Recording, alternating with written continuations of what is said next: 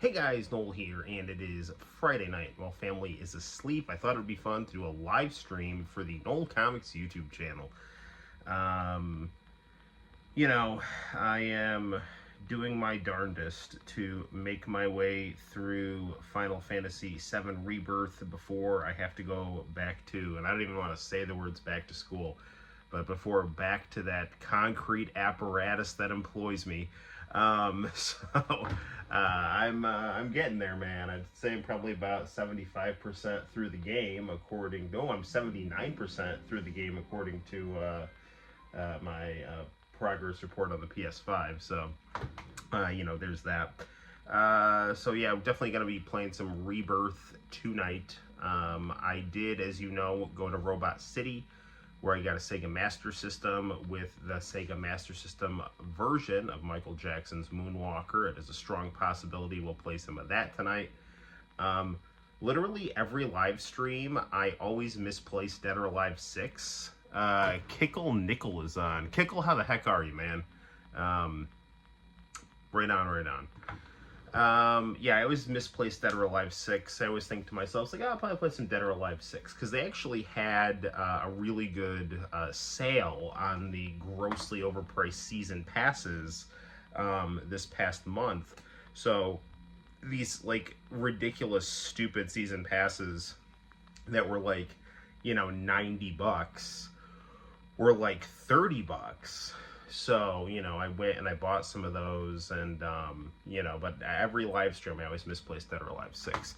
International channel, hello, my good friend. I'm so happy to see you, and I'm so sad to report that I have not mailed out your stuff yet. But I have something to show you. Do not leave. Hold on a second. All right.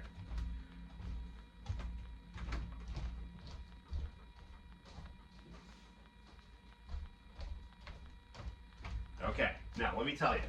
Main Street is still a war zone, so it's very hard for me to find parking and all this other nonsense, and today was my kind of pseudo anniversary. But I've got the thing ready to go, and I actually drew you a custom caricature. This was kind of from memory, though. I just kind of like paused one of our not weblogs, what the hell is it called, podcasts that we've done together. So yeah, there you go.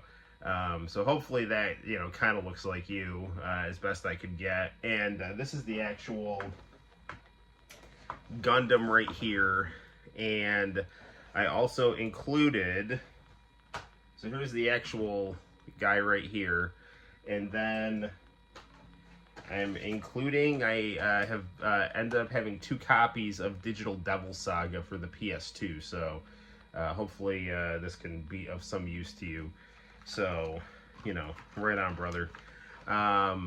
Thanks, man. It's amazing. Just take your time. I appreciate that. So, in political news, not that I want to spend a whole bunch of time bitching about politics, but that seems to be a running theme with my streams. Just because I've been so baffled.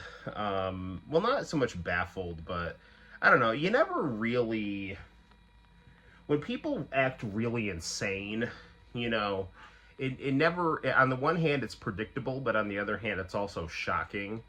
And, in this case, and I mean, I understand to a certain extent, but the kind of support and political amnesia over Kamala Harris is still just...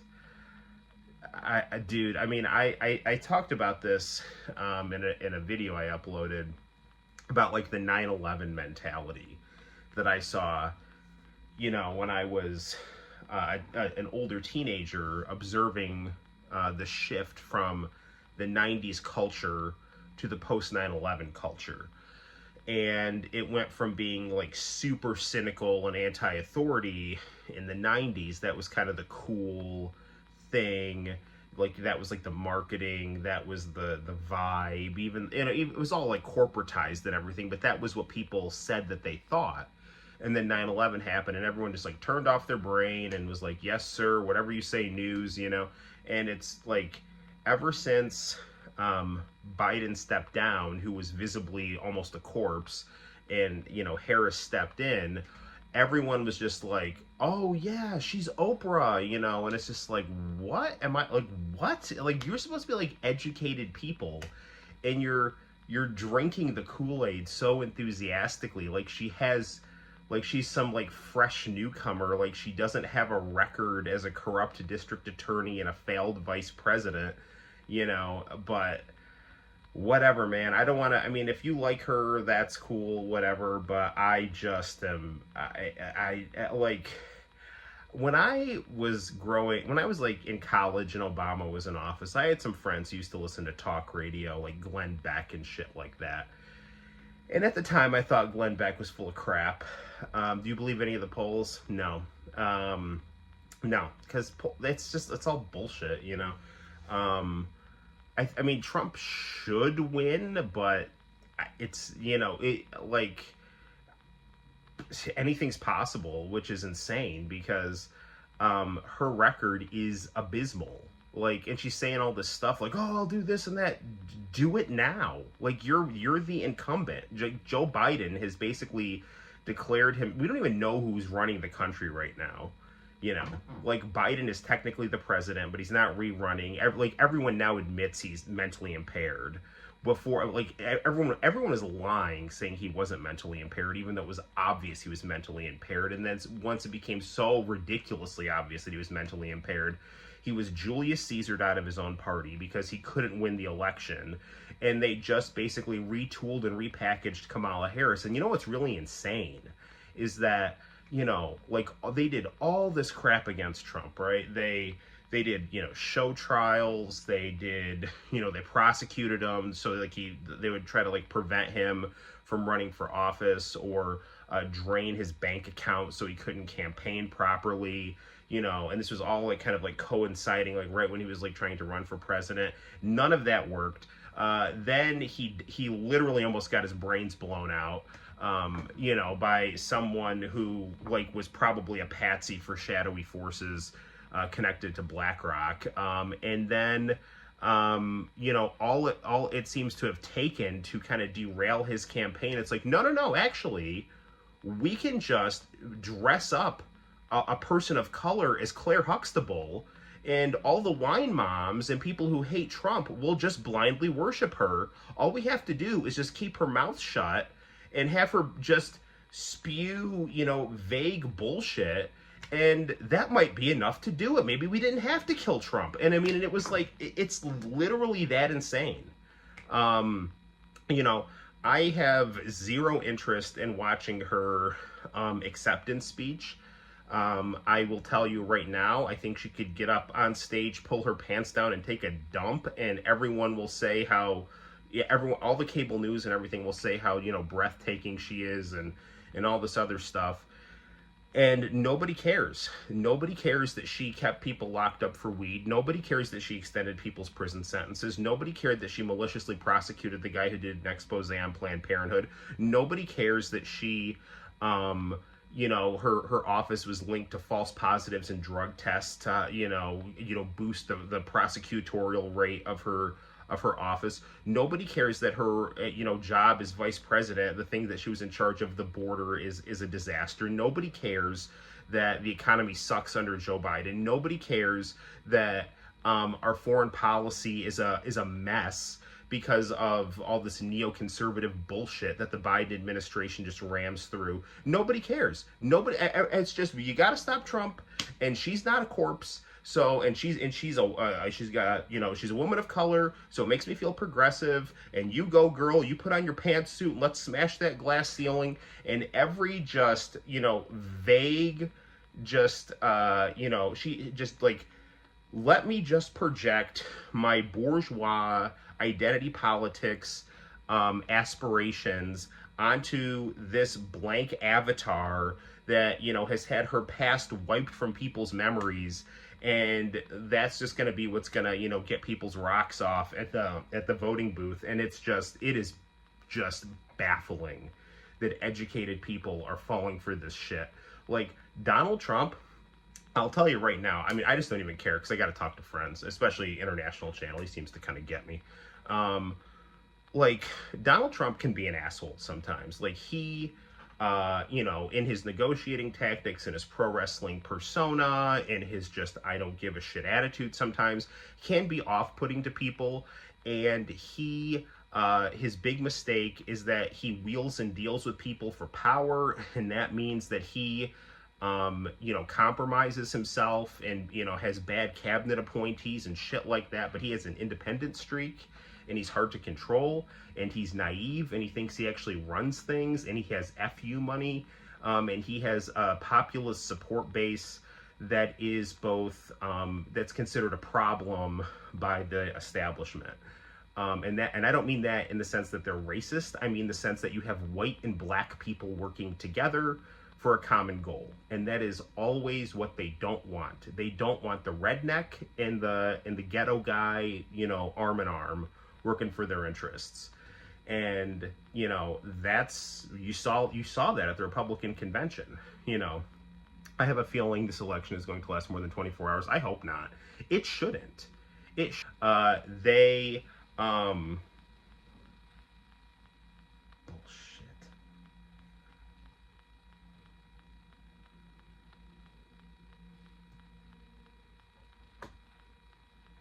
Am I on?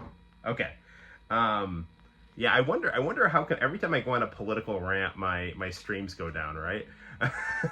every time, but like Joe Biden, like, he pulls his shit together when he feels his family and his political career is in danger, and when he knew that they were getting like out for him, he was saying, no, I won my primaries, I'm the candidate, you know. And then once, you know, Obama said get the hell out, and then everyone's like, you can do this the easy way or the hard way, he was like, all right, whatever guys, whatever, fine. And now all of a sudden everyone's admitting he's impaired because now they got Kamala. So I mean, I saw RFK endorse Trump, which is smart for him because he didn't want to be a spoiler candidate, and the Democrats sabotaged his campaign at every turn, both to punish him for daring to challenge Joe Biden.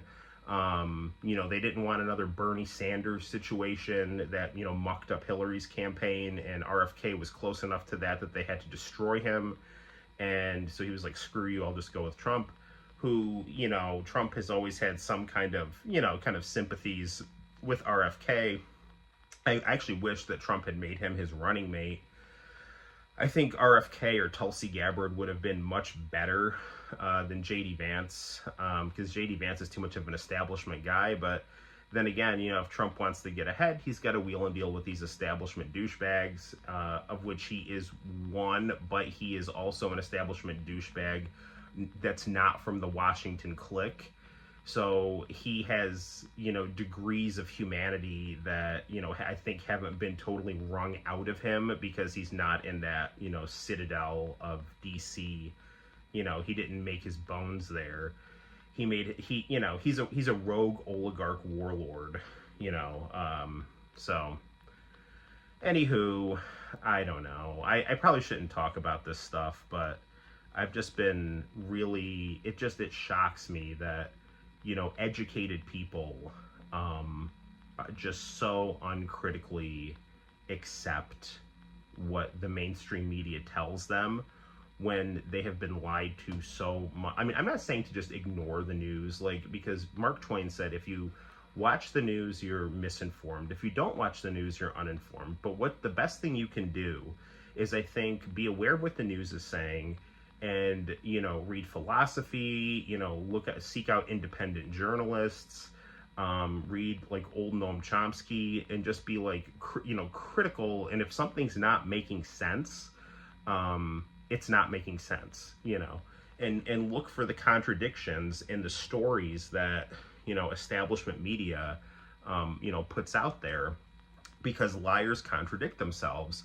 And when you're at a point where Donald Trump is the lesser liar, it's saying something, because everybody knows he's got this reputation of being a, you know, kind of a goofy real estate dude, and real estate people will, you know, lie to you to sell you things, you know.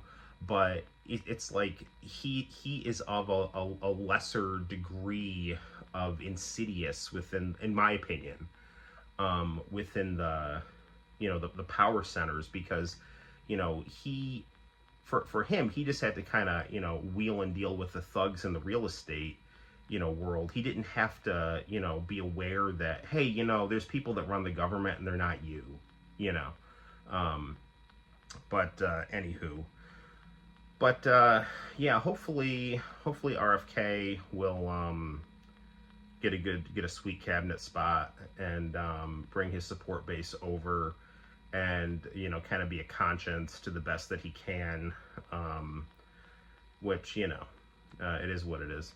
Is it just me, or is American politics hold like the lesser of two evils? Yeah, that's exactly what it is. It is exactly the lesser of two evils, and that's what you're presented with every 4 years. And you can vote third party, but the third party options, and this was what RFK ran into. RFK was knocking around, depending on which polls you look at, he was probably knocking around 19% of the vote. You know, I mean, he was able to kind of be like a Ross Perot type person. If those of you who don't know, Ross Perot was a third party candidate who basically, you know, he got 20% of the vote. And he was really the reason that Bill Clinton ended up becoming president, because he drew votes away from George H.W. Bush. But, you know, since then, it's like there hasn't been a third party person. And from what I understand, they've gerrymandered and rigged things so that it's difficult for third party candidates to win in the electoral college, and they have all these, you know, mechanisms in place that make it harder for third party people to get on ballots and things like that. And you know, the other thing too is the media just won't cover you if they don't like you. I mean, that was the lesson that they learned with the 2016 election. Like, if they even tried to do news and it, you know, made people think like the quote wrong way, you know, because that's what they think. That's what the mass media thinks. It's like they reported that Hillary Clinton was still under investigation by the FBI, and then all of a sudden Trump went up in the polls and he won, you know. And so last time in 2020, they had all that, you know, Hunter Biden laptop stuff that, you know, said that Joe Biden and his, you know, son and brother were, you know, in these international money laundering schemes and influence peddling schemes. And it was all on, you know, Hunter's laptop, that he, you know, he got messed up on crack, took it to a repair shop, and it got intercepted and things like that. And the media just refused to report on it, or said the Russians made it up, which was a bald-faced lie. And now once Biden was securely in office, they admitted that they were lying, but it doesn't matter because they got their way. So their job now is to produce political results that they think are good for the American people, and not to report on news objectively. And it's, again, insane. And I mean, I guess you could say it's insane that, you know, like Donald Trump, cartoon businessman, is, you know, the more credible person, but I really think he is. You know, you should stream on X if you want to vent about politics. It's a bit more lenient now. I don't want to get anywhere near Twitter. Although, if you do want to see my interview with Elon Musk, please watch the Noel Show, because I have a really good sit-down interview with Elon Musk. I mean, maybe we can watch it together on the stream. It's powerful stuff, and it's on the Noel Show.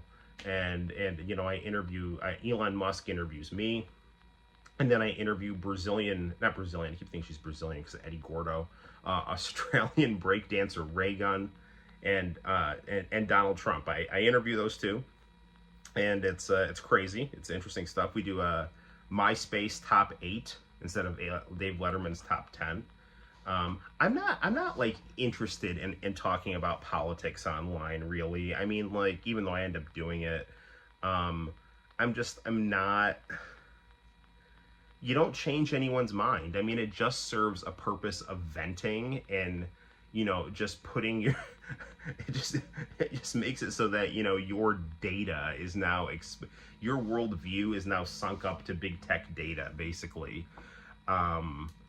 It doesn't, but the thing is, if you just keep your mouth shut, like, I don't know, like, what are you doing? You know, I don't know. So it's a very precarious place to be. Thankfully, we are, and I'm a history teacher, and I can tell you, like, we're protected by the First Amendment, we're protected by the Constitution, and, like, the Bill of Rights have done their job in the sense that, you know, even though we have become, you know, more postmodern in the ways that traditional representative politics has kind of been supplanted by, multinational corporations and technology. Individual freedoms are still hardwired into the system. So there have to be ways that those can run parallel to a kind of a new quasi-democratic totalitarianism, where, everything about you is, surveilled online, and you give up all this information, to try to solve your own alienation. But at the same time, as long as the Constitution exists, and this might be naive, but you have your rights as an American citizen are protected. So, you're lucky if you can find people that are level-headed about things these days. I feel that is true. I almost feel that every step you take is a landmine when it comes to talking about politics. Yeah, don't do it. Unless you really, know the people. I feel like, once I saw International Channel was on, and it's I've kind of talked to him a little bit about some things, and, he's bitched about what it's like out there on the West Coast, and said he liked RFK, so I figured it's this guy probably won't mind if I kind of go off, but, and, it's I got students from, a lot of diverse political backgrounds, and I respect their opinions, because, when I was at my conservative Baptist high school, I was a liberal Catholic, and I still am a Catholic, but I was very much vote Al Gore, I was Al Gore in the school debate, and I won, big time. And the teacher, and I was for John McCain, when he ran against George W. Bush, and I would always make these political cartoons that went against the politics of the teacher, but not to be confrontational. It was just trying to be funny.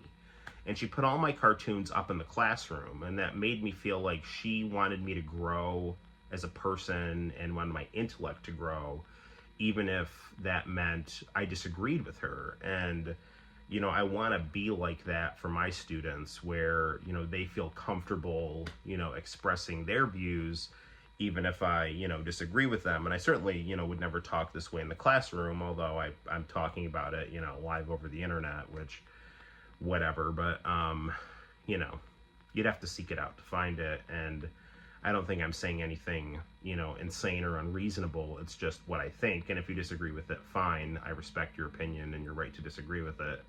But, I'm pretty gobsmacked, because I don't know if I said this already or not, but there was back when Glenn Beck was a thing, there were people that were just kind of average working class Joes that would listen to his radio show and think Barack Obama was a Maoist because he had Obamacare, which was basically just Mitt Romney's healthcare plan from Massachusetts.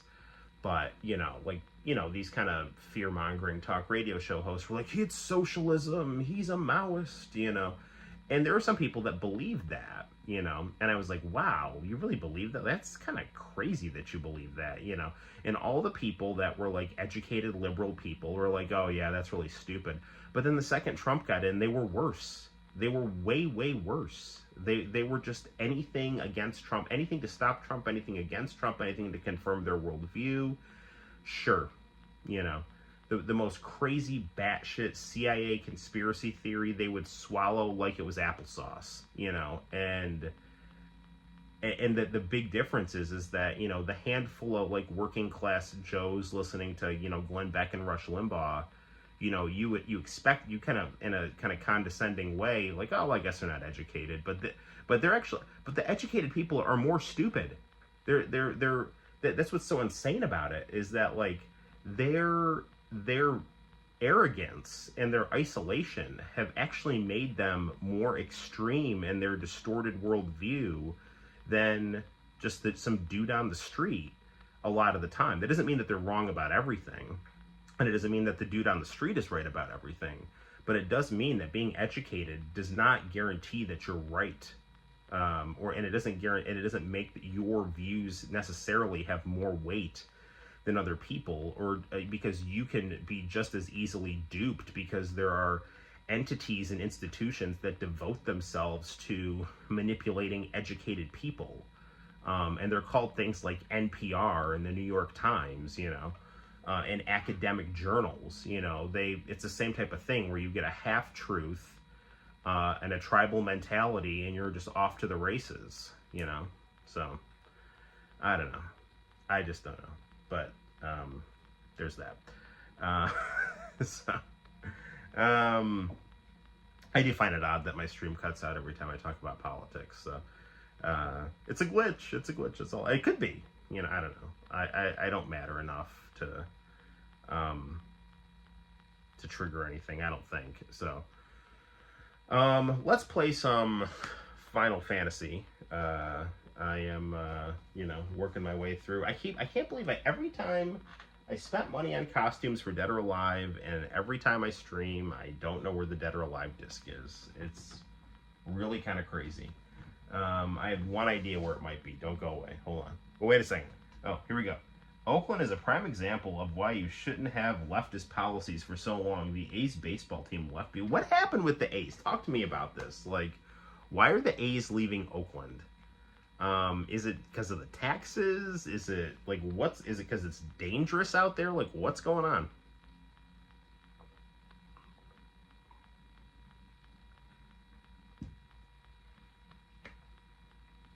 You're an A's fan, right? Because I know you live in like the San Jose area, which I'm, you know, like Oakland is, you know, seems like it's within that coastal orbit. You know, I don't know exactly the geography of where San Jose and Oakland are, but I think I remember you telling me you were an A's fan. And I always liked the A's. I liked their colors. I liked, you know, how they were good in the 80s. You know, I remember I stayed at my cousin's house one time, and I slept in his room. He didn't live there anymore. It was just like he was off at college, and I stayed at my aunt's house, and it was like, oh, you can go sleep in your cousin's room. And he was an artist, and he painted a giant Oakland Athletics logo on his wall, and I thought that was so cool. And then he was like really into Madonna and Vanilla Ice. So he had these like drawings that he drew of Madonna and Vanilla Ice like in his room. You know? Yeah, it was interesting stuff. Hold on 1 second. I'm gonna see if I know where Dead or Alive 6 is, but I don't think it's there. Hold on.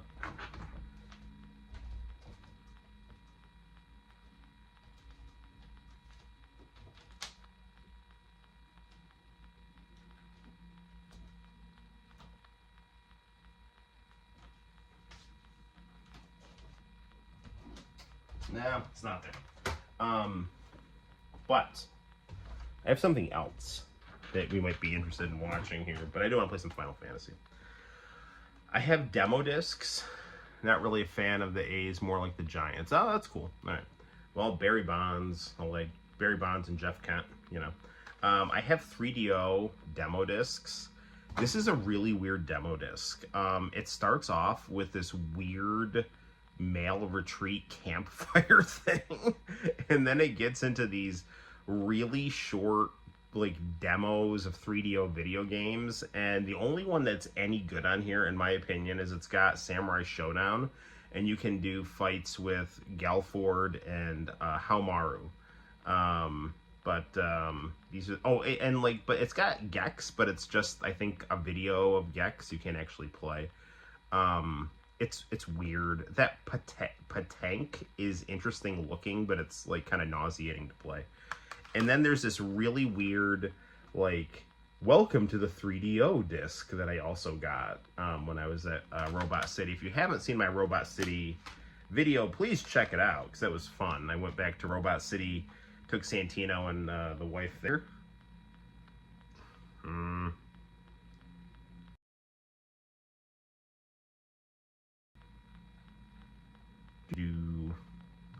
I channel? Can you hear me? Or other people out in the chat? Here I am. I think I can see myself on the screen here. Okay, so here's the rule. Someone doesn't want me to talk about things, apparently. Or I don't know. Maybe it's just my internet sucks. I don't know. But, yeah, let's just play some Final Fantasy. I was going to say that, you know, I was just talking about the stuff I got at Robot City. What I was going to say is that I need to get a new SCART cable for the Master System, because the one that I have on the Sega Model 1, it accesses the audio through the aux port, and there is no aux port on the Master System.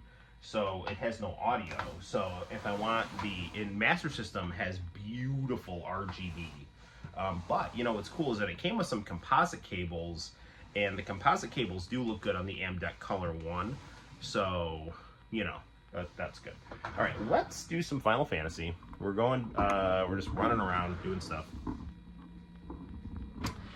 Terry Bogard is in Street Fighter 6, which is cool.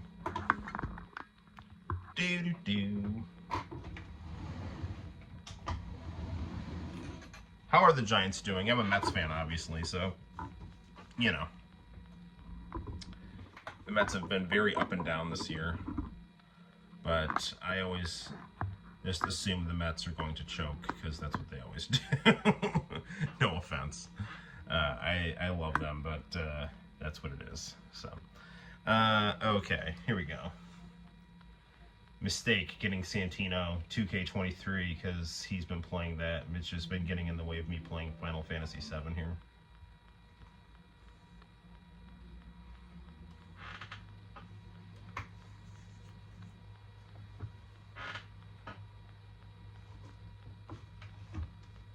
Do.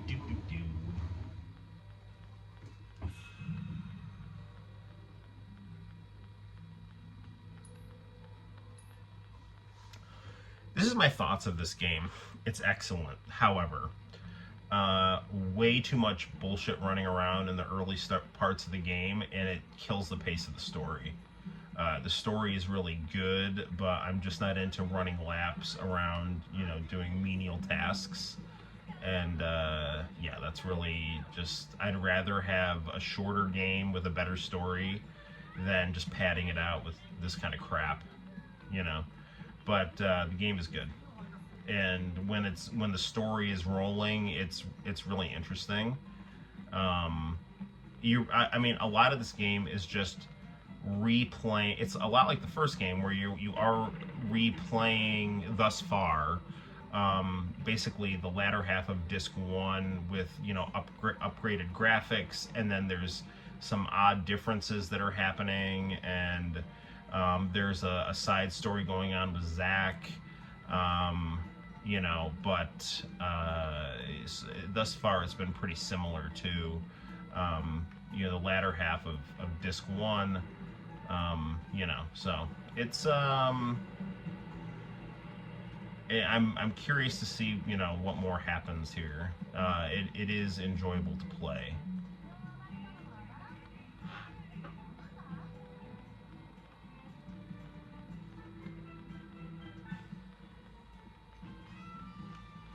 We're back in Costa del Sol, is evidenced by the giant Costa del Sol sign.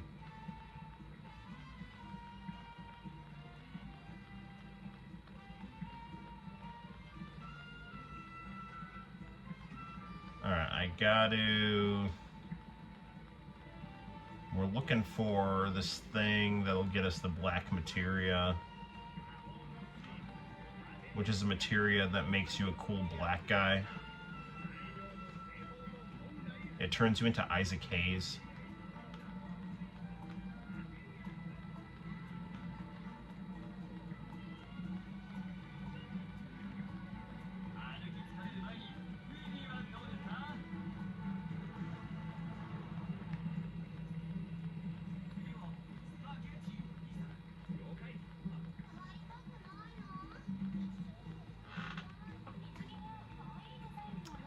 I'm running around. Ah, yes. The squeeze mechanic on this game here.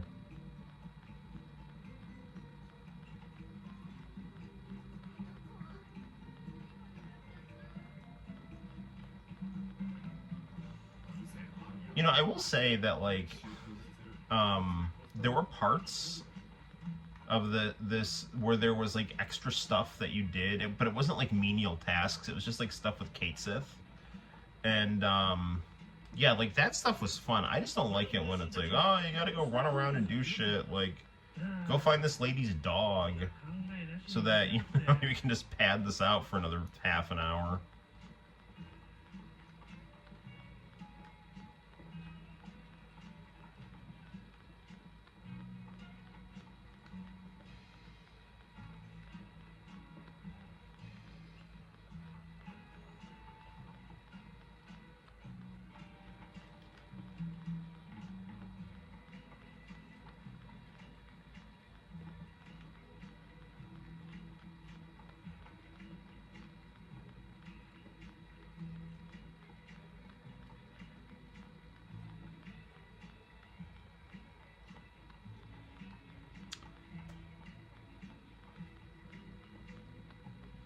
buds.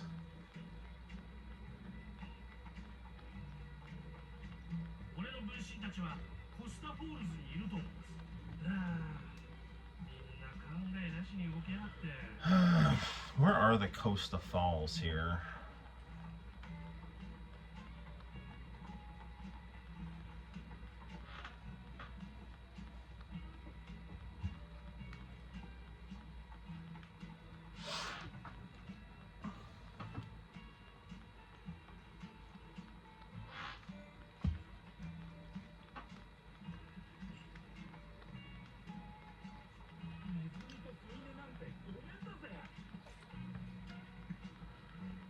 Anything up here?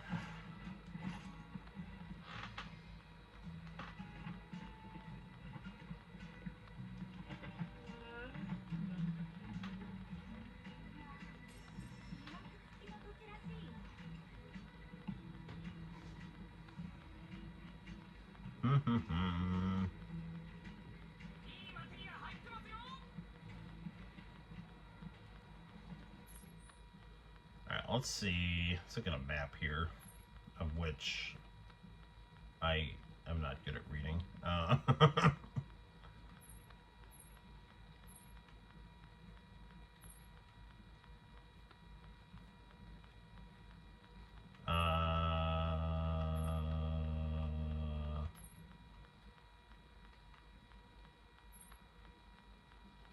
I don't know. I don't know what any of that means.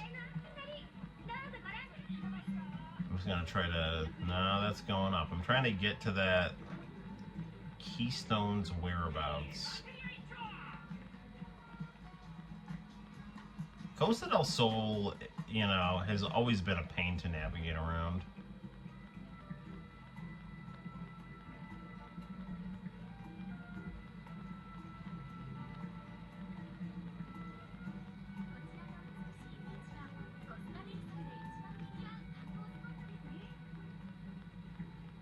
This is the beach.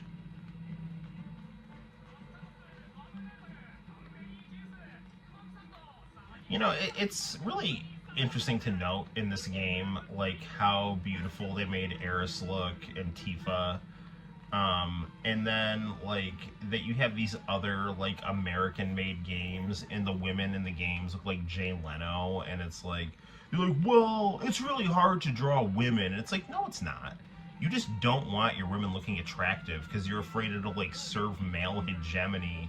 So you have to make every woman look like some weird fusion of male power and... But it's a woman, you know? It's like, it's just a really odd thing that is, you know, killing, I think, the aesthetics of modern video games. But not this one. This one's got really...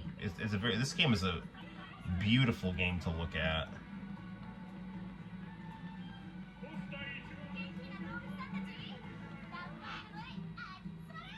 What did you miss, John? Nothing special. Just me bitching about politics and the stream cutting off coincidentally.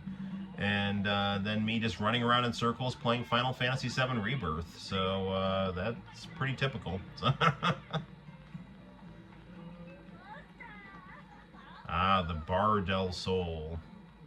Sorry, Eris, didn't mean to run into you there. Barrett, my buddy.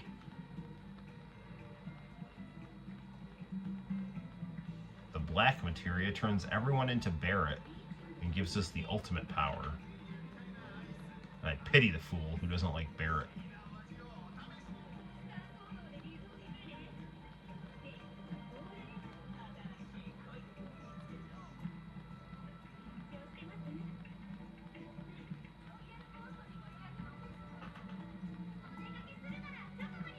Is this the fall? No, this is Coral region here.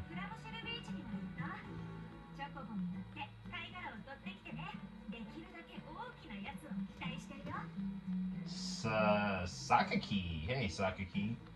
I'll play Devil's Advocate and say that maybe the folks behind Final Fantasy VII Rebirth just have mastery over making games for the PS5 since they're not third party. But we all know it's something else. But I mean, like, Naughty Dog and like those people, like, they've you know, like Uncharted was a really cool looking game. That game came with my PS4, and I didn't think I'd like it. I loved that game, Uncharted 4. And I mean, my wife even liked to watch me play it. I mean, so like, and the thing is too, it's like they all know how to make guys. Like, they all know how to make guys look good. So the idea that they don't know, like, anyone who's taken, you know, art classes, like any 102 level art student knows how to draw a guy versus a girl. You know, girls have lighter lines. It's more of a figure eight flow. Guys are more boxy, broader shoulders. You know, like, this isn't difficult. You know, anyone who's studied, like, taken a figure drawing class can figure that shit out, you know. Now, I mean, I don't know how to program, but it seems like there's a pretty easy way to program, you know, based off of people's artwork, so.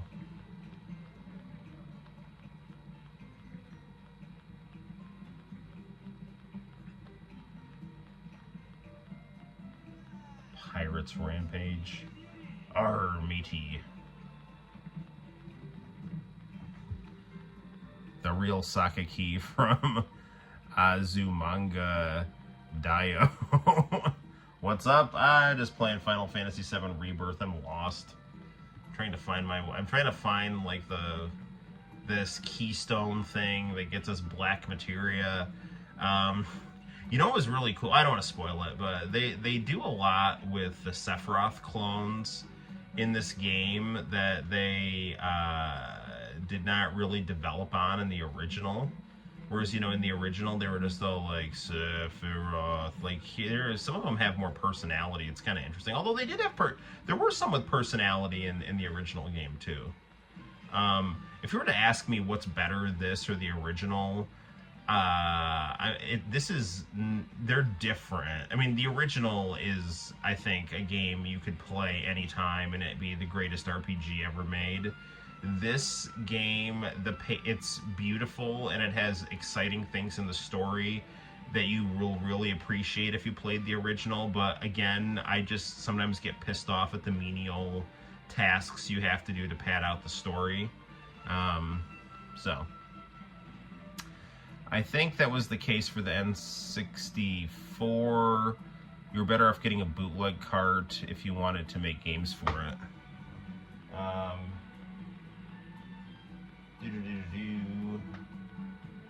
Cool. Alright, just checking out the chat.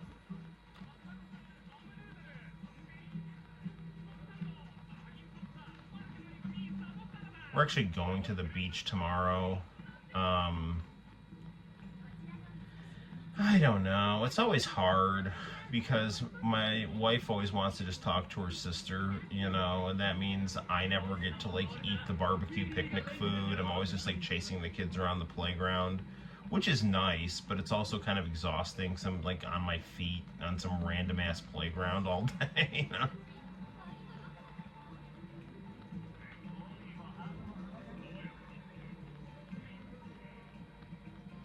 Well, the one time I ended up on the local news singing the Star Spangled Banner, so there was that. That was fun. Oh, say, can you sing? That was the name of the news story. And I was absolutely 100% sober. I'm serious. I'm just an idiot. I don't get drunk. If I ever have too much to drink, I just end up falling asleep on the couch. It's not, I'm not like, not that I have too much to drink often, but if I ever, like, it's like, it just makes me tired, you know?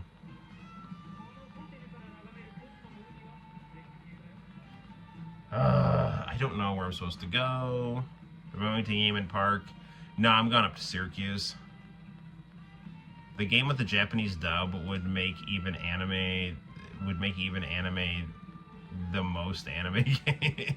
Would make it even the most anime game. I always tend to go for the Japanese.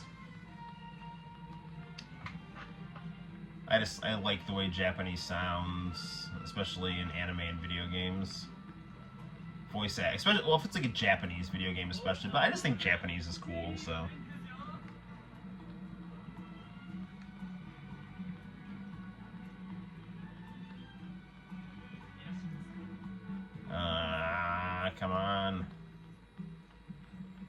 know how fun it is for you guys just to watch me run around in circles, but, you know. I don't know. Here we are, so.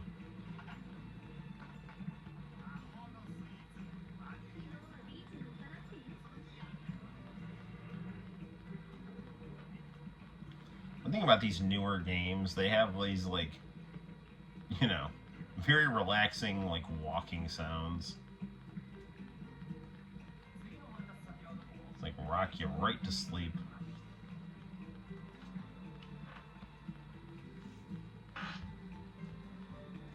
Yemen's not a beach, it's a sand hole. More or less. I mean, it has sand and water. That's about it.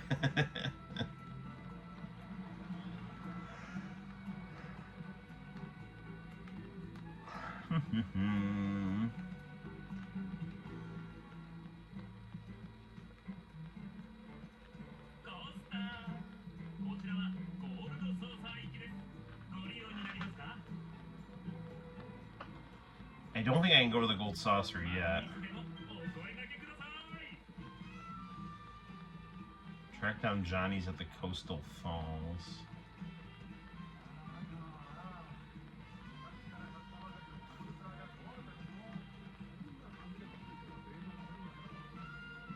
I'm gonna, you know what? I'm gonna pause this and check a walkthrough. I've got my camera right here. So, did you see what I said about the bracelet I made? No, I didn't. I did not see. I made a bracelet that's inspired by the bracelet you drew in the picture at the festival. Oh, that's cool. So, I drew some caricatures at, you know, a thing on Main Street in Cortland, and John stopped by, gave him a caricature. As you saw, I drew a caricature for international channel that I'm going to include with his care package right there. So, so there's that. So yeah, this is what I like to do when I'm not, you know, teaching. All right, just bear with me. All right, Final Fantasy VII Rebirth walkthrough. All right, I am literally on Google. I'm in chapter 12. How many chapters are there? Ooh, there's 14 chapters, and I'm on chapter 12. So I'm getting pretty close here. All right.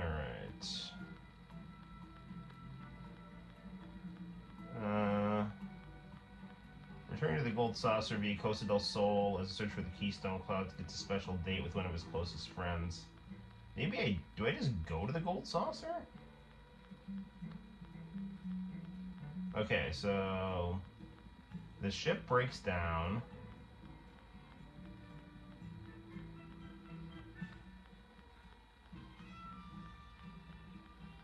I guess I can just go to the Gold Saucer. Alright, let's go to the Gold Saucer. I bet I go on a date with Eris. I really hope Eris doesn't die in this game.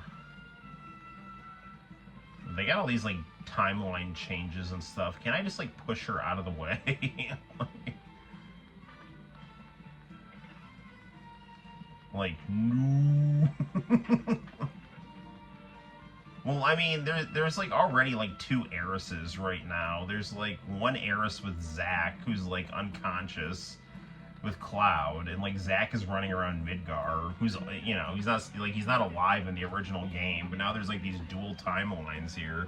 It's like Zack and Biggs are like running around, and they keep getting these like short asides with them, and like Eris and Cloud are like basically in a coma at Eris's mom's house. And then you have, like, you know, these guys, like the OG crew here.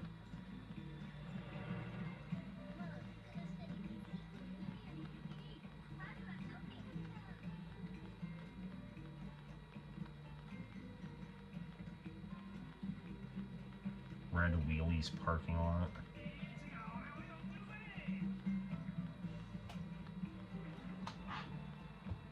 You'll have a Phoenix down by some miracle, don't worry.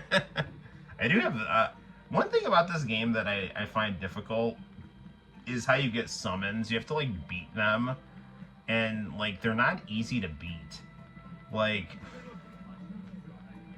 I do have the Phoenix summon, but I have like Phoenix, Ifrit, Shiva, and the Chocobo.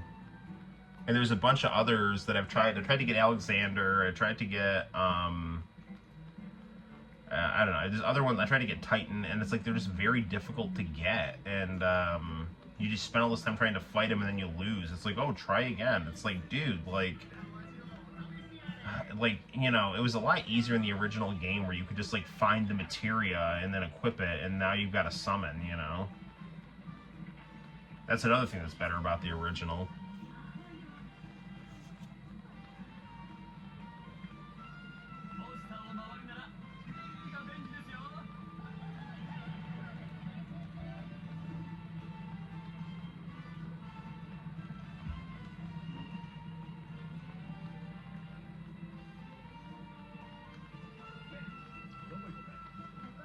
All right.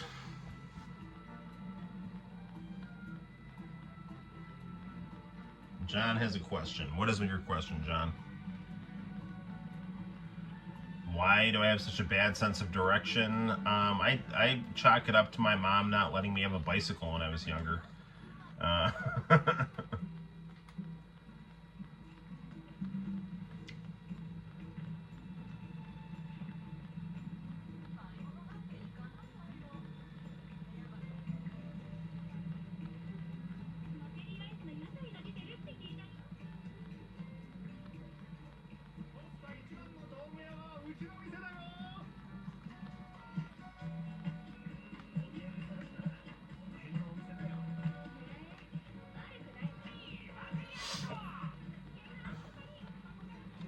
I mean, they really need to make it so that Jesse, Eris, and Tifa are alive for the ultimate Tenchi Muyo Cloud situation here.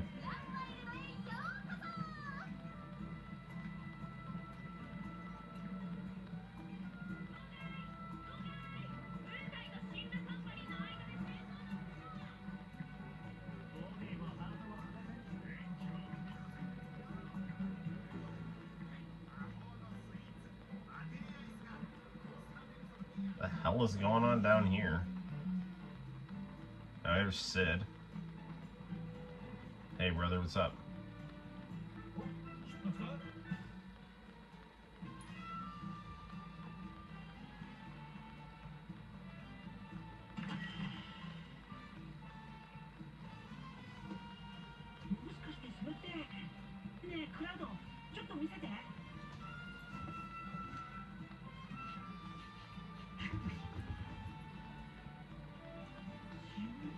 It reeks of sea salt, and not the fresh kind either.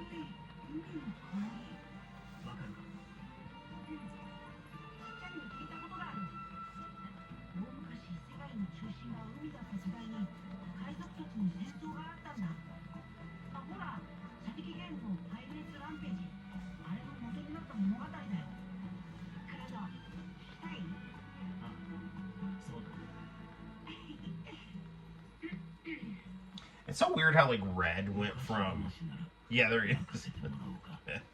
How he like shifts between having this like teenage kid voice to grizzled old man voice based on his mood.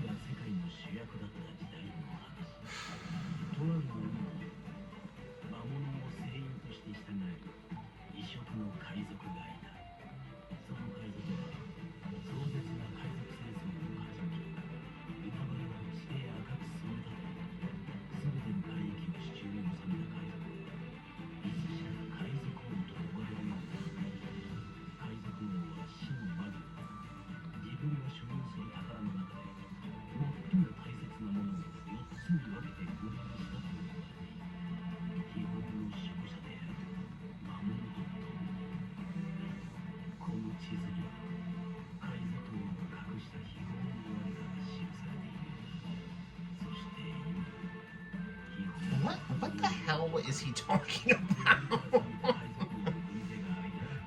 So he like ate some expired mustard packets in the parking lot. Now he's like rambling about pirates. Like what?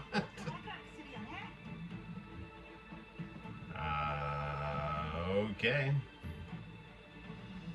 Take the tiny Bronco to open ocean and follow the treasure map. Once you've assembled all 4 pieces, you can have the one piece. No. We are one piece. Okay. Let me see what John's question is. Why do the construction companies around here wait a month and a half before the college kids come back to do a 3-month job? It's like, we don't care about the condition of our roads. Yeah, dude, the roads in Cortland are horrendous right now. They just, like, legit look like something out of Terminator. They're just all fucked up. Like, I mean, it's not all over town, but it's, like, enough, you know? Like, it's like the middle of town is just completely torn up. So you have to, like, navigate around it. Like, Main Street is just dirt roads with just, like, just these, like, excavators and flashing red lights. It's, like, really weird.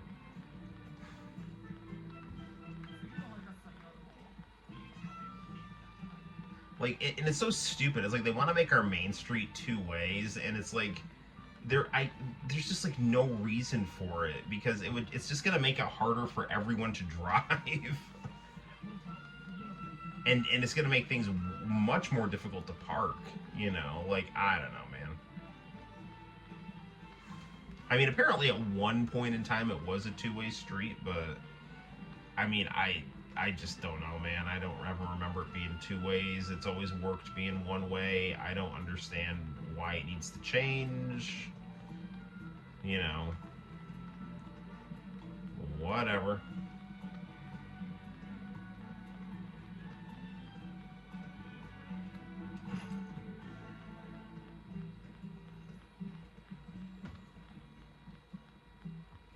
It's in the middle of the college kid's path. Yeah, it is.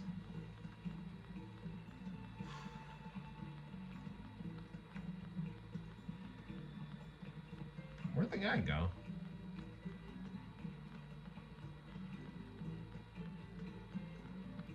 Where's the guy who said he was going to give me a helicopter ride to the Gold Saucer? Hey, friends. Oh, there he is. He's down there.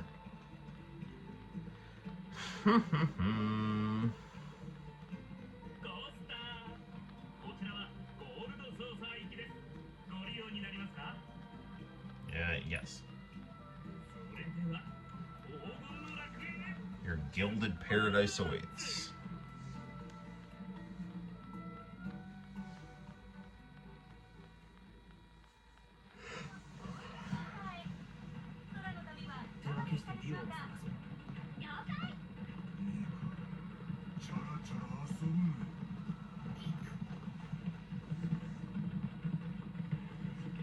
I like how Barrett and Yuffie kind of have a Wolverine Jubilee dynamic here a little bit.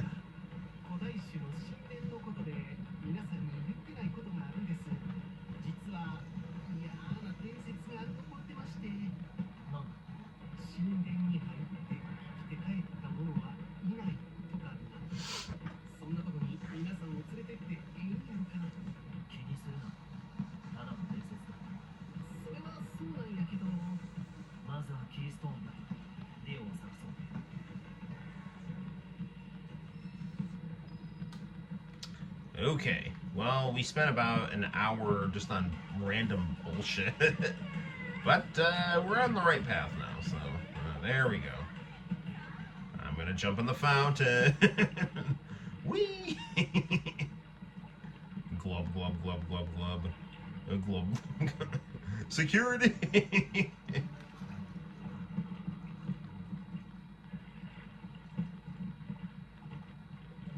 It's okay.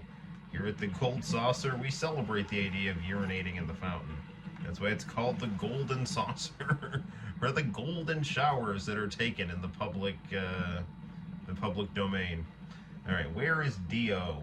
I may have to fight his minions. Actually, I was watching the 2000 OVA of JoJo's Bizarre Adventure, so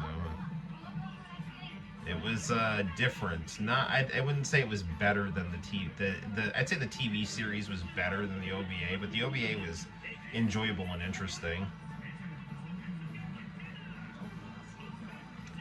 I liked how Enya could turn into like a sexy lady. She kind of looked like Mariah, but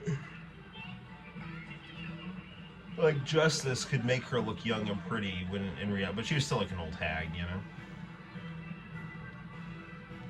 It was weird too. In the OVA, Pornolef kills Strength, the orangutan, you know.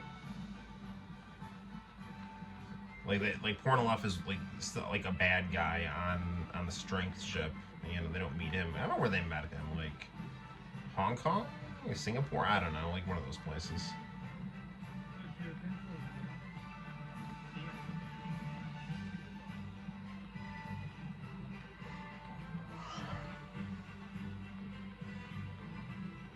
Main Street will still be one way. Intersection at Bruce 64 only has 3 sets of traffic lights. They're doing all, whatever. I don't know. Whatever, man. I don't know what they're doing, but I'm not gonna stress about Main Street. I just don't freaking care. I mean, I care, but like,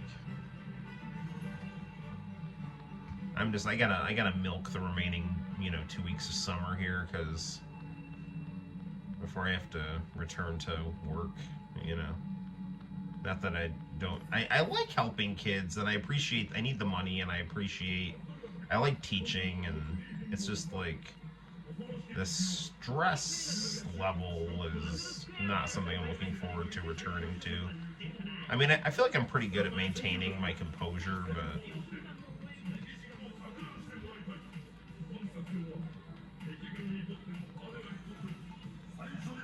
Sid. Theo ain't here. It's weird, in this game, Sid has had a crush on Eris's mom. I don't believe they ever talked about that in the original game. I think I would have remembered that.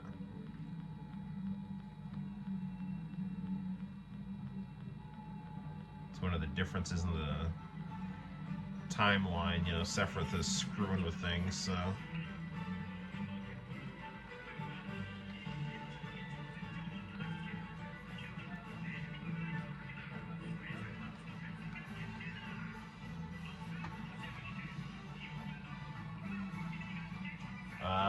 Exciting news. John, what is your exciting news?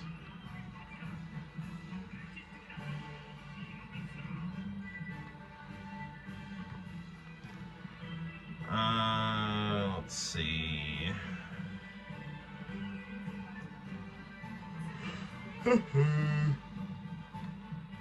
Oh man, how do I get down?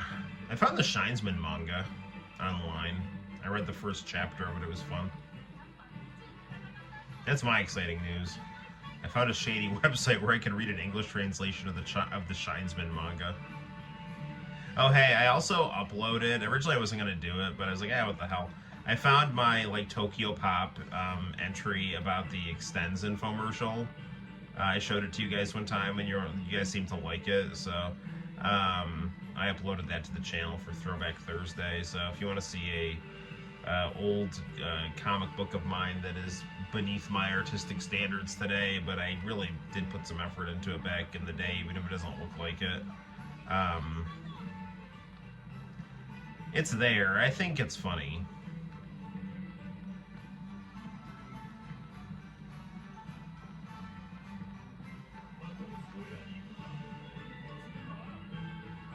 Battle Square.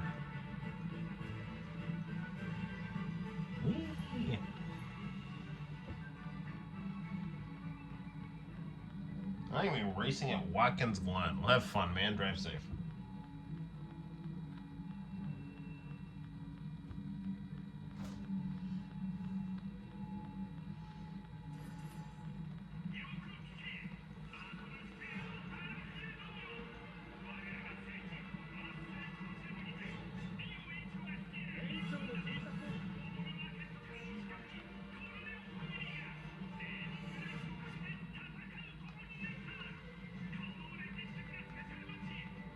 Dio is probably here. There's Eris.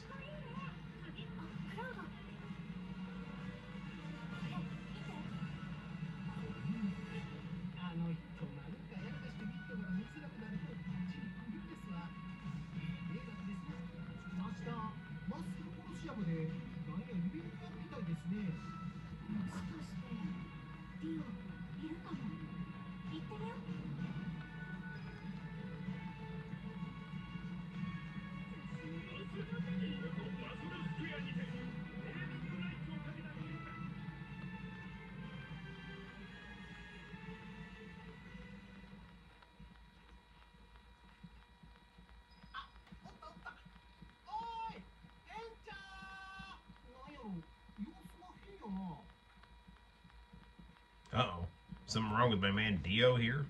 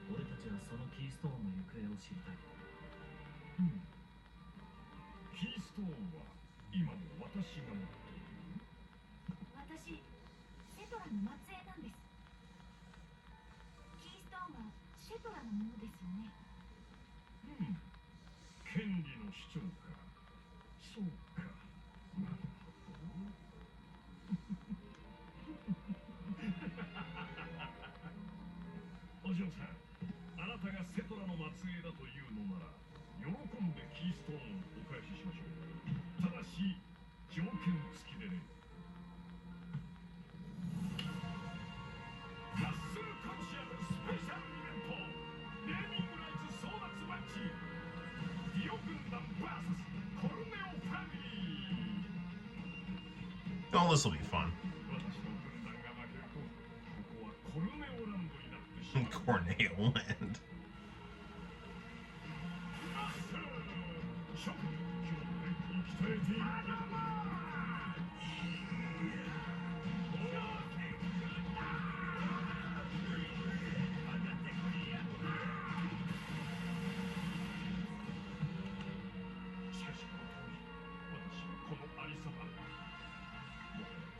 That Corneo looks like Birdie in this game.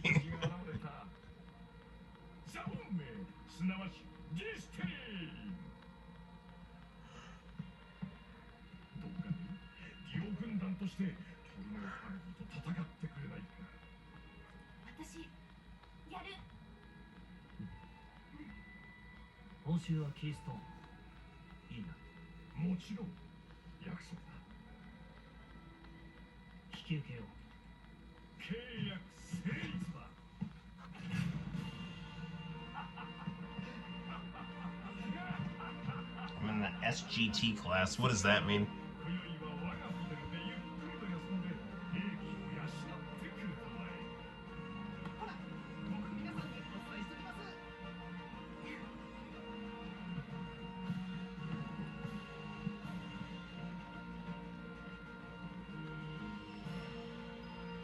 Okay, so it is 12:37 right now. So I'm gonna take a break from Final Fantasy here, and I do want us to check out some other games that I think might be fun to check out that I got at Robot City. So you know, there's some of that. There's Final Fantasy Rebirth, awesome game. We're getting there. We should be able to beat that.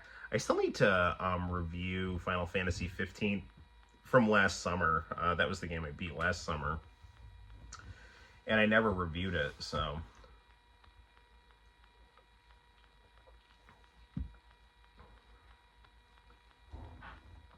I've been finding old videos on old laptops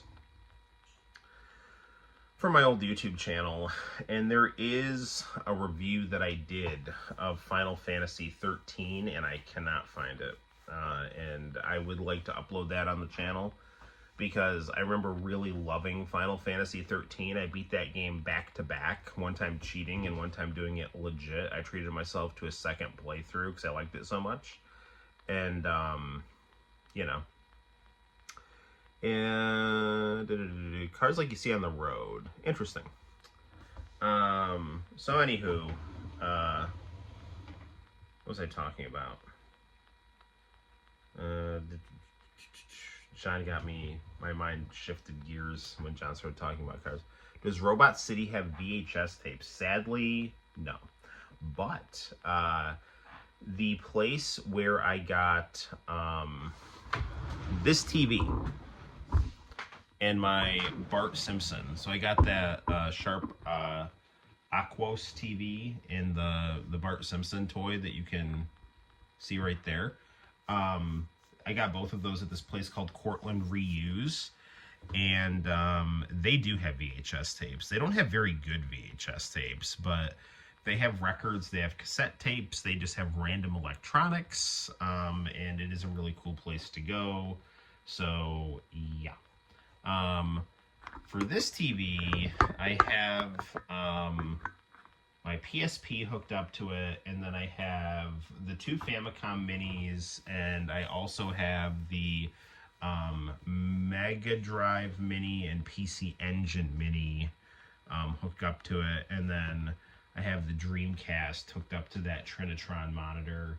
I also have the Neo Geo Mini hooked up to that Sharp TV. So, yeah. Your sister went to an anime convention in New York City today. That is sweet. Any cool guest speakers there? I remember Team Revolution was at some anime expo in New York back in like 2004. I asked her to look for some tapes, and she found Initial D and G Gundam. Those are fantastic. I love both of those so much. G Gundam is just so freaking awesome. So we're gonna play some Sega Master System here. I'm gonna get my chair is caught on a controller here. Let me see here. Okay. We have the... Sorry, my camera is crooked here. Sorry, hold on. This is going to get kind of crazy. Alright. Let's try it. I'm going to try to position this camera here. So, it is on this monitor. And it is not crooked, so bear with me. Alright, this is a Master System going through a composite video on a high-resolution monitor. Okay, let me plug in the Master System. We're going to play some Moonwalker.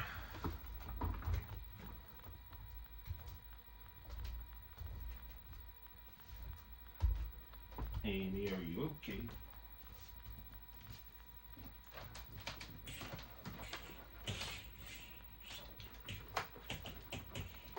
Okay.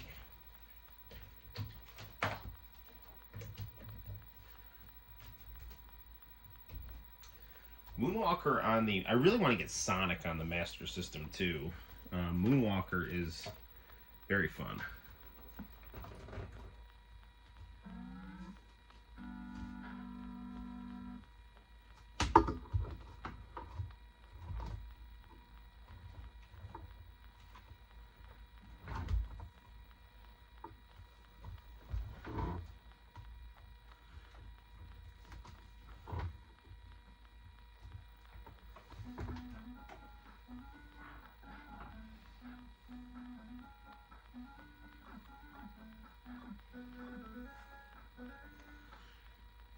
Okie dokie.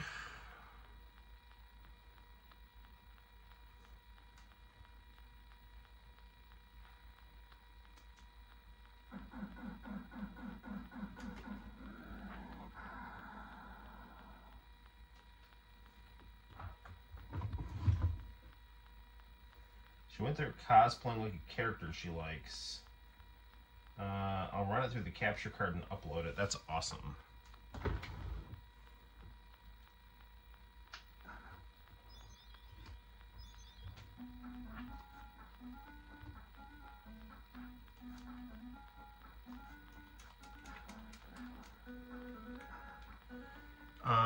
Now that I have a Master System, I can totally see why this like was so popular in Brazil. I mean, it really is like it plays like graphics are really nice on it.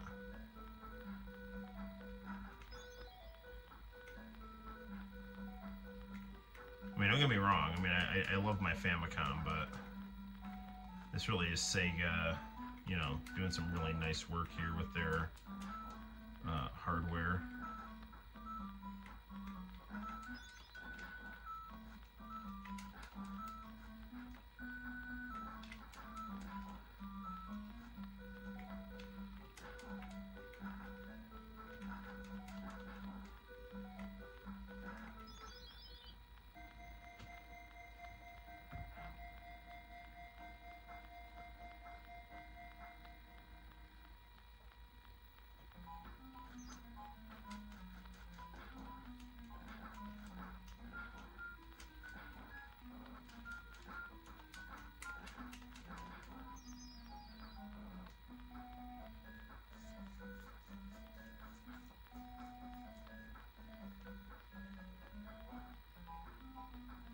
I should wait until there's more people there. I died. That's not good. Do I have a... do you have a web arch? What is web arch? Oh, a web archive. Sorry. It was, part of my screen was getting cut off there.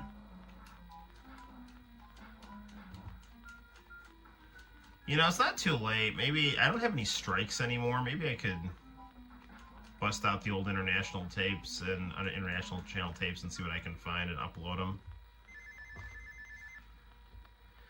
Because I did have a strike at the start of the summer, but it expired, so I don't have any strikes on my channel right now. And it's just always for some bullshit, you know?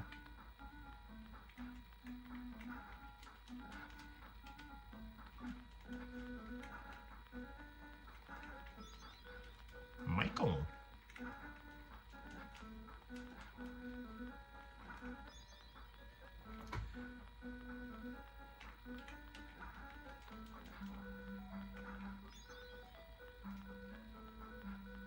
So, you know, okay, so, like, the NES, or the Famicom, amazing, you know, gameplay, great software, but I gotta tell you, the Master System is just...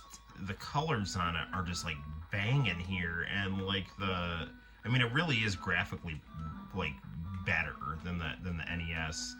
And I mean, this game, I mean, this is just like a 16-bit game. This is like 16-bit gameplay with, you know, good 8-bit graphics, you know.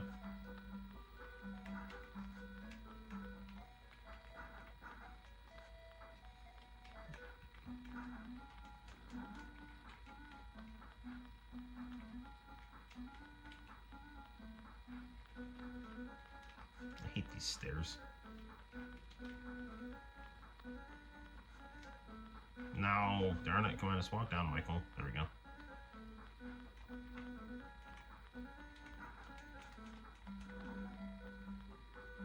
One thing also, I think this game has like infinite continues too, which is cool.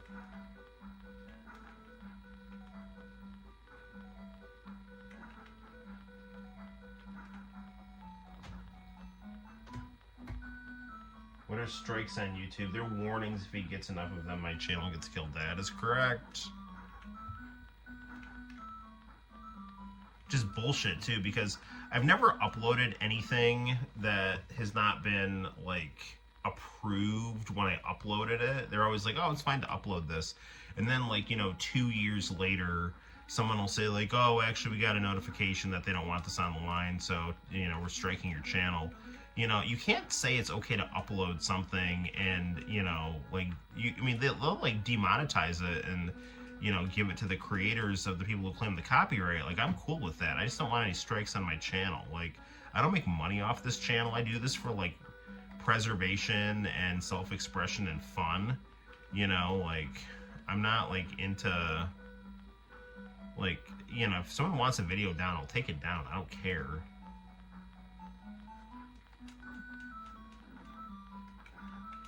But, like, give me a warning, you know?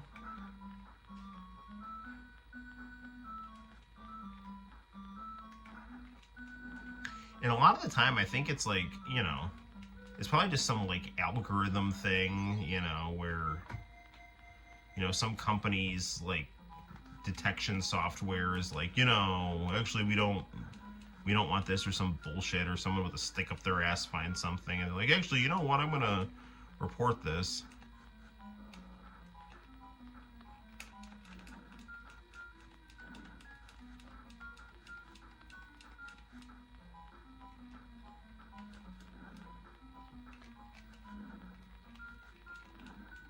Darn it.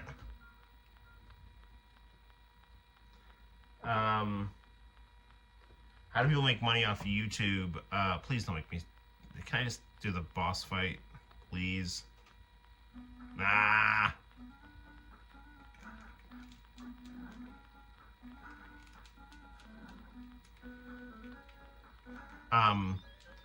Yes, people make money off YouTube by, they basically will get a cut, a very small cut of the ads that are shown on their channel. And if YouTube doesn't like your content, they will demonetize you.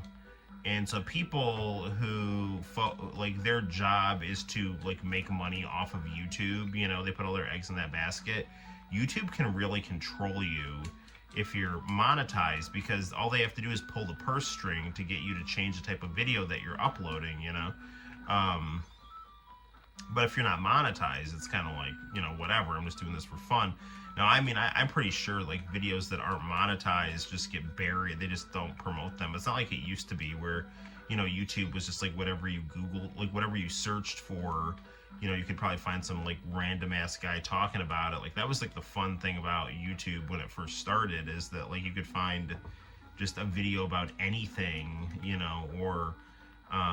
you know, whether it was like somebody making it or somebody uploading something from their personal collection, you know, that was what was so cool about old YouTube. And then, you know, it got sold to Google, and then it became an arm of big tech, and now we're here, you know.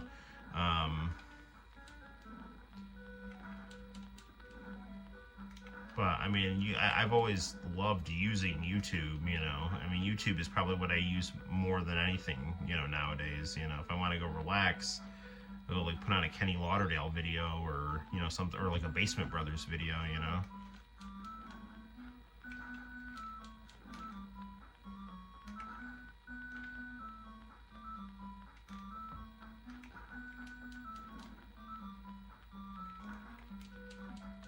Guy Jillionaire hasn't uploaded in a while. Yeah, it is through sponsorship and ads.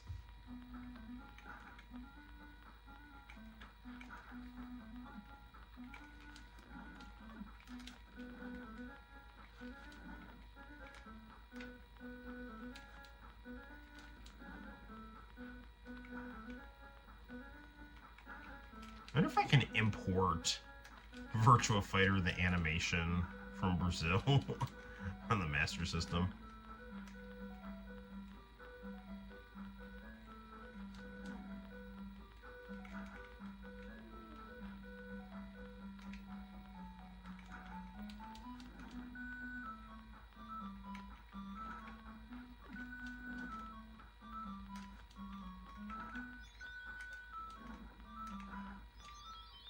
There we go.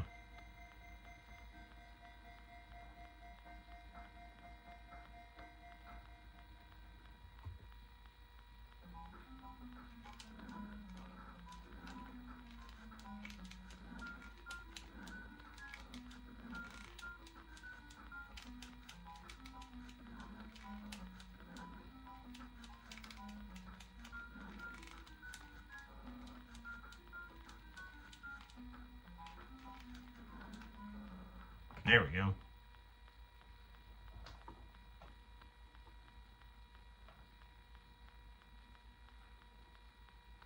I always thought it was rude to talk about other YouTubers on a person's YouTube channel if they're not the host.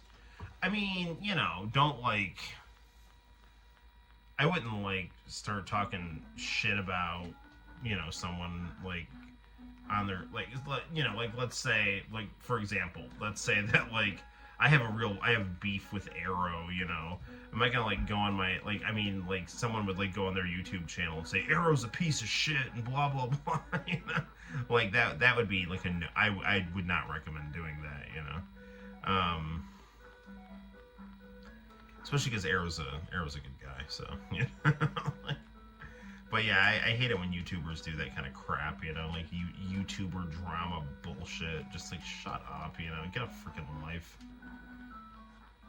I mean, I have a couple videos about like, you know, Sniper Wolf and Pokimane on my channel, but it's just because it's not so much like criticizing them as much as the stuff that they're, you know, like the spectacle of the stuff involving their name, you know, like I don't begrudge, you know, pretty girls the, you know, privilege, you know, to have like, you know, like I mean, it's obvious if you're a pretty girl, people are gonna watch your YouTube channel just because you're a pretty girl, you know. Doesn't like it's guys, you know, nerdy guys want to see pretty girls talk about stuff that they enjoy. That's what, you know.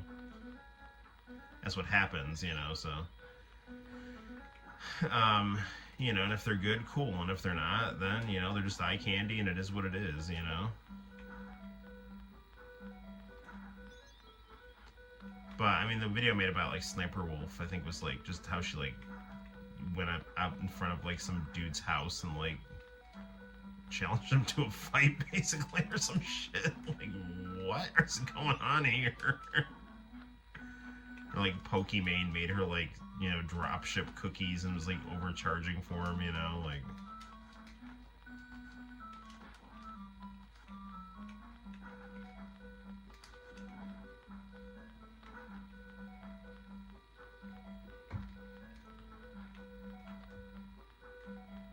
But I mean, you know, like for example, you know, when you talk about like monetization, you know, like people who used to do like good YouTube videos about like video game reviews and stuff like that, it's like they just their channels just turned into like nerd drama channels, you know. That was how they were gonna get their clicks and their money and shit, you know. So they stopped doing, you know, like reporting on in reviews and just started doing, you know, like so and so's a piece of shit, you know, kind of thing.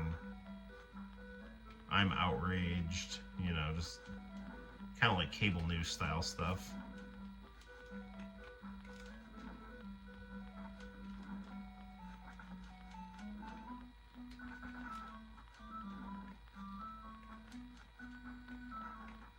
Like, you know, that's why, you know, it's that's the reason I'm not on X, you know, is that I just don't want to deal with that shit. I mean, I don't even want to, like, I mean, I'm on MySpace, you know, like, I'm on a lot of stuff, and Twitter just it does not appeal to me at all, you know.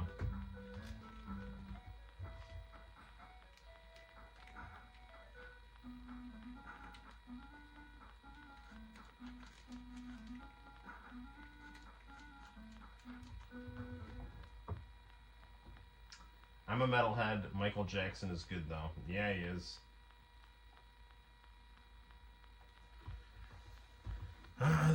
Once I beat this level, I'm gonna probably like hit the VHS tapes or play a 3DO game, but because it's like almost 1 o'clock.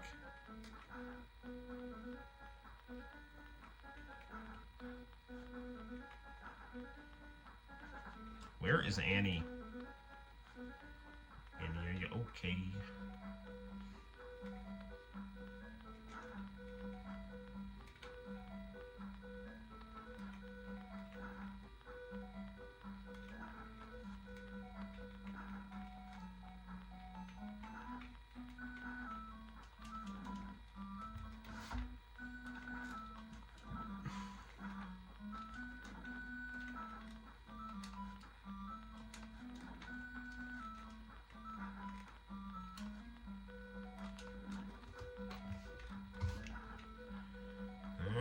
Annie there.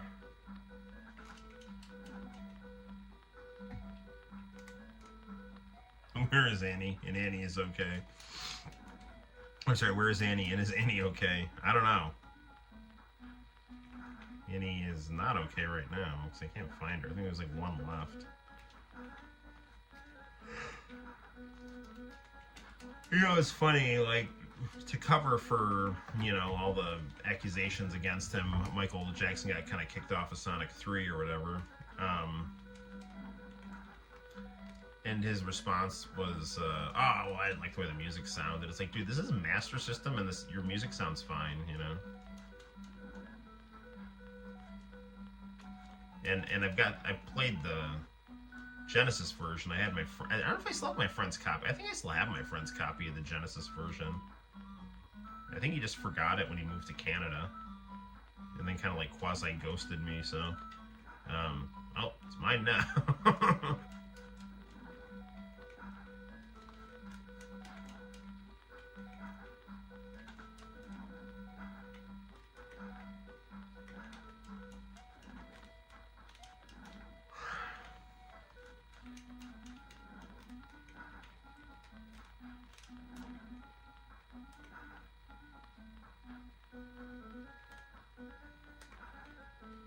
Is she down here?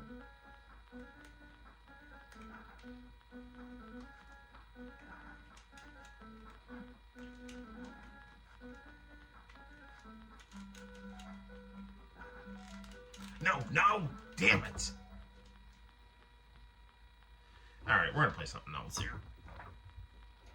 Okay, but that was fun. Alright. Is she better than okay? Yes, how you doing? Remember, kids, if you got a friend named Annie, ask if she's okay. Yeah, I don't know. Annie, are you okay? Are you okay, Annie? Okay, what should we do? Should we play 3DO or let's hit the VHS tapes because it's getting late and we should watch VHS tapes. So I am in desperate need of a new camera stand because this thing is ridiculous here. Okay, I actually put the PS3 on the Trinitron here.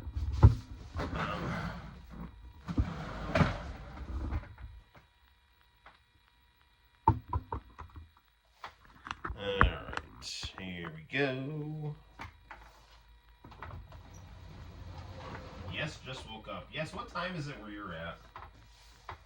I can't remember. Are you overseas or are you in the United States? I don't remember. Pretty much anyone who's watching my shows, either a night owl or on the West Coast or in a different country, because the only time I end up streaming, I'd watch like bear with me, guys.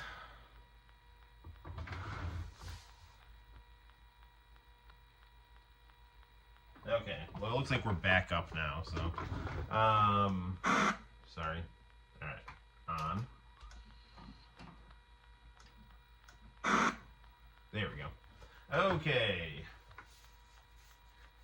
Where so I mean, obviously you speak English, so I mean, is it are you like bilingual, or like are you just like an English speaker that lives in a Middle Eastern country, which is cool. Either way. That's it. The votes are in. Watch Cartoon Network on New Year's Eve to see who's the greatest villain. AM in the drain. Nights at 4 a.m. Break the party. Make your New Year's. It's New Year's Evil. We'll go to Chuck E. Cheese's after you paint the fence.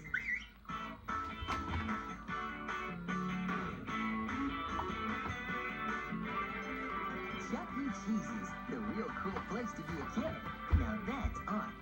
I'd say bilingual. Cool. What's the language? What's the other language you'd speak? Here's your chance to get the Is it just Arabic? Look at how it's done. With Darren's Dance Cruise, the new video. You might appreciate this. Yes, I used to watch International Channel. Obviously, we're watching tapes from International Channel stuff on it, and of all time. Darren Henson is So same moves he taught to superstars Britney Spears, Jordan Knight, NSYNC, Yes. and more. well, the whole point of having a live stream is to chill with your peeps, so You can learn the dances at your own speed. Darren That's won right. MTV You can Music learn Award the- for choreographer learn the year. ways of the Work on dance. NSYNC's Bye Bye Bye. And he'll show you the same groundbreaking routine on Darren's Dance Cruise. Plus, Darren's personal experience. is the stream coming through okay? Now that was good. Keep dancing. Call now to get Darren's Dance Cruise. Available for the first time on video or DVD. MusicSpace.com. Call or log on to get Darren's Dance Cruise. Get my video and I'll show you what you can do. You'll be amazed. To order, have your credit card ready and call the number on your screen. Or log on to MusicSpace.com. VHS or DVD, $19.99. Rush delivery available. Do it now. I wonder if it's I wonder if I can still order this tape. You know what might be like a fun thing to do on stream is just like stream is looping. There's buffering. Am I good now?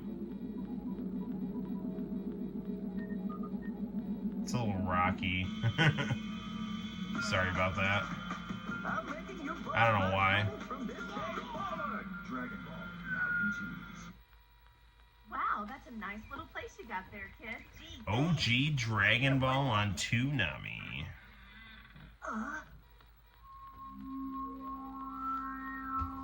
Listen, what's up? Grandpa's trying to talk to me. But Goku, I don't hear anyone's... oh my goodness! It's a Dragon Ball! Hey, give me my grandpa back now! Alright, now everything's good. You mean this?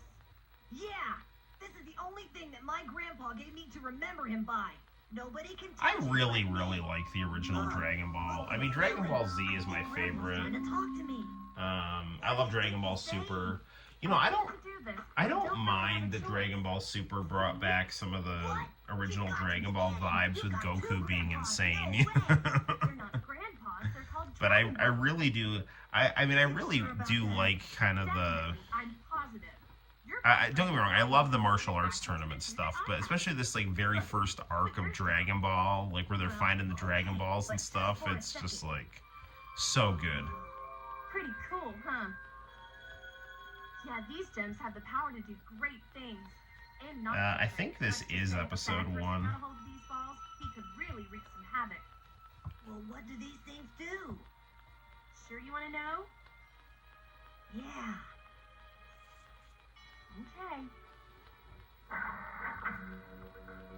I moved the big speaker away from the TV. I was just afraid it was distorting some things.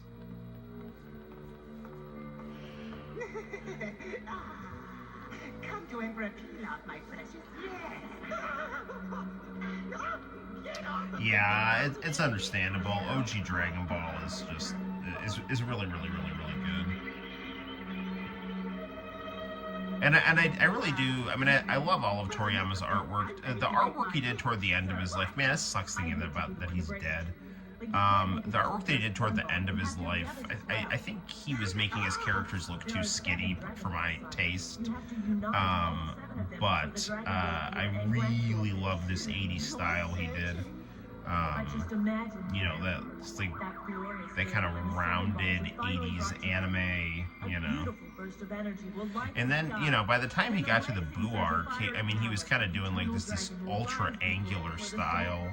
I mean, really, I think his peak artwork was like, you know, that 10-year period between maybe 12 years, you know, like 84 to like 98 kind of time period, you know. Like I would say from like the original Dragon Ball through like Chrono Trigger, you know, like those, you know, those times his art was just on point. True? I wonder why my grandpa didn't tell me about any of this stuff. He may not have known about it, Goku. Not many people do. The truth is, you and I are some of the few people in the world that even know about the Dragon Balls or the dragon.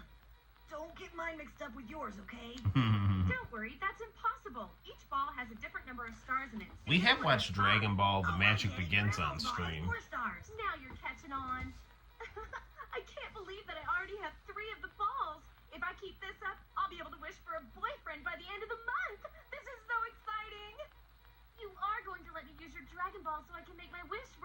can forget it. Grandpa gave me this ball to remember him by. And I'm not gonna hand it over just because you're a girl. But your grandpa said to be as polite as possible to girls. Well, shoot. There's got to be a way. The hunt must go on. Hey, I know. Why don't you come with me? We could be partners. What do you say? Oh, go hunt balls? Sure, why not? You would get to see so many new things and learn so much. One of my favorite possessions is the Famicom Dragon Ball game here, so it's like not the easiest game to play, but I really am fond of it. I got this from a YouTuber, Kid Show Where You Can. I actually had it in box, and then Alright, that sounds like a lot. then Santino ripped the box. Great. So we're partners? Alright, but I still get to keep my grandpa's ball. You drive a hard bargain, but have it your way. The little kid's stubborn, but he'll make a good bodyguard until I make my wish. I'll wish for the most perfect boyfriend that ever lived. Well, here we go. The Yes, start of a great Shenron no adventure. Nazu is the game.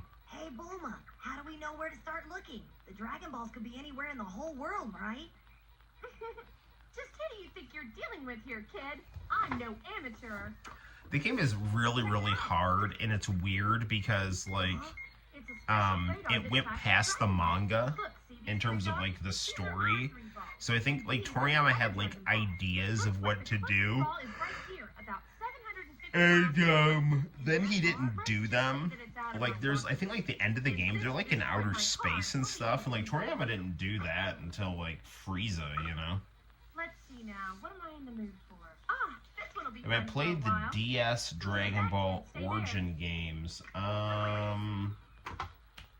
I have the Game Boy Advance Dragon Ball game. Bulma, how did you do that? I don't You're some kind of a witch, believe aren't I you? have. What? Nonsense. Dragon Ball Witchcraft Origins has on, nothing to do with it. DS. Everyone in the city has dino caps. How could you travel without them? I do have Dragon Ball Z games on the DS, but I don't have like the Origins games on the DS. But I do have a really good side-scrolling beat 'em up on the Game Boy Advance. Neo, this thing goes even faster Yeah. than run. Yep. So does It sucks that program. yes, Dragon Power, yes. Instead of Bulma giving Master Roshi his underwear, she gives him sandwiches that for some reason look like her underwear.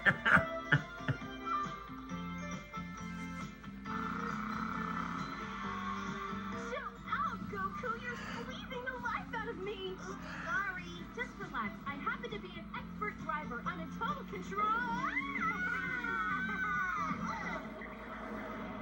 Ah, wow, that was great, Bulma. Let's go back and do it again. Come on. That was so much fun. Just one more time, please. I almost lost it big time on that one. I need to be more careful. Uh-oh. Excuse me a minute, Goku. Time for a pit stop. Okay, I'll come too. Oh, no, you won't. Don't the words pit stop mean anything to you? Stay right there. Pit stop? What does that mean? Goku! Huh? I don't get it. How strange. Yeah, the advanced one is really good. Huh? I sure wish she'd make up her mind. Coming, Bulma!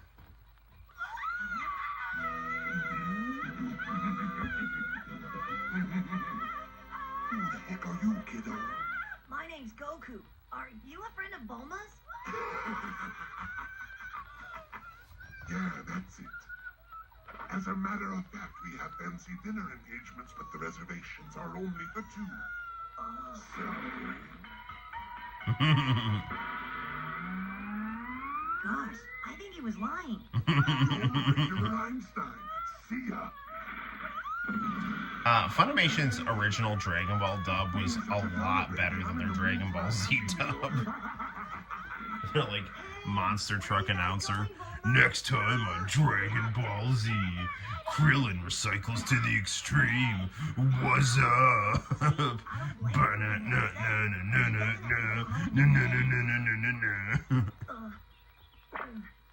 I'd like to help her down, but I really don't know how to fly. Hey, I've got it. Let's see here. How does this thing work? Bulma was able to make it fly a few minutes ago. Whoa, it's moving. Come on, whatever you are. I know you can go faster than this. We've got to get moving. Bulma's in trouble.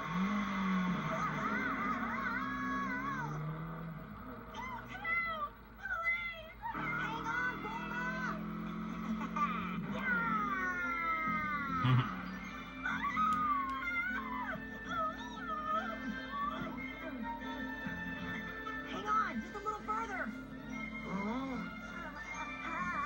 I remember watching a video on YouTube, and it talked about what an influential anime Dragon Ball was.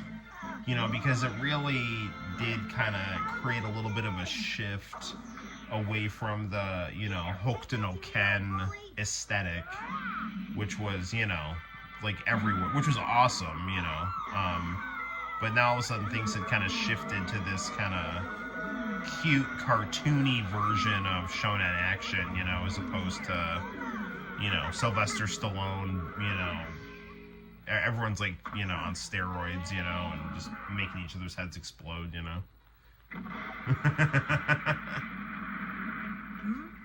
Too bad. I really don't like to hurt anybody, but he gave me no choice. Goku! Huh? Are you going to help me?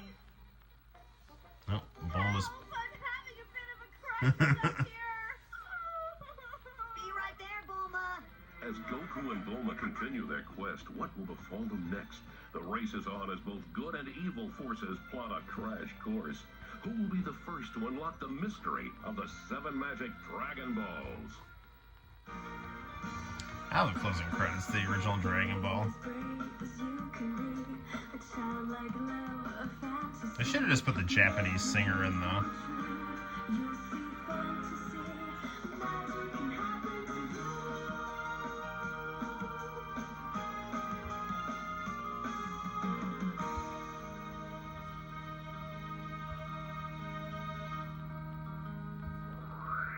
So, this came stateside on Toonami in 2001. Dragon Ball Z is next. It's time you expected more from an insurance company. So call Progressive Auto Insurance, and we can give you our low price, plus a rating of the 3 leading competitors. And that can save you.